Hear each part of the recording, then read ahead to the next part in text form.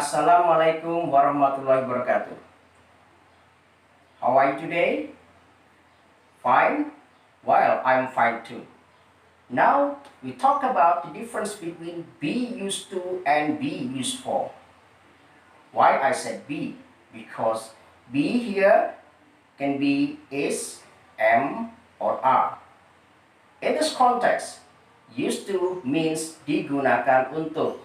Why? Because actually used to also has another meaning. Well, first I'll show you. What's this? Yes, mobile phone. Anyway, what's the function of mobile phone? That's right, to make a call. Well, if you want to know more about the difference between used to and used for, please pay attention to the explanation here. Have a look. Well, now please take a look on the pattern. The pattern of be used to plus verb 1.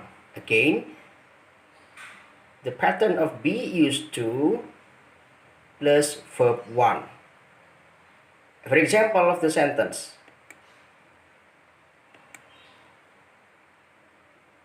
the mobile phone is used to make a phone call. Again, the mobile phone is used to make a phone call. Well, next, what about used for? Please look at the pattern of be used for. Be used for is followed by verb ing.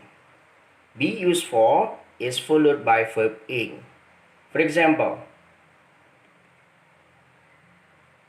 the mobile phone is used for making a phone call.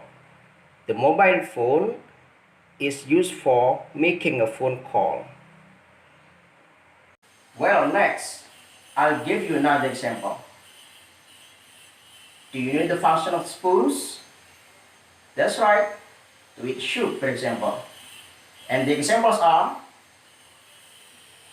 the spoons are used to eat soup. The spoons are used to eat soup. Or, the spoons are used for eating soup.